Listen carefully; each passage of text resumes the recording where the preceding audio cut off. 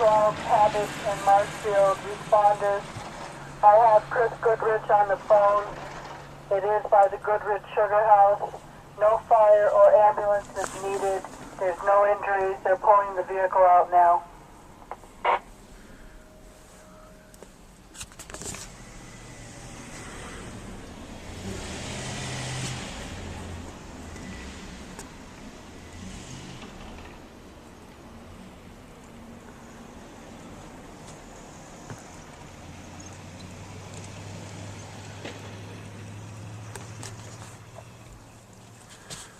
Look at that. That's what happens when you don't get up and shovel or get up to move your car for the plow guy.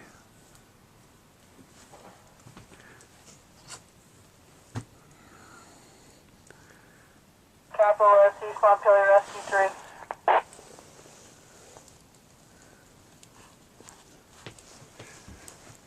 Rescue 3, I received a call from someone at the Goodrich Sugar House, and they advised that there are no injuries, and someone's helping them pull the car out now. Is just a slide off.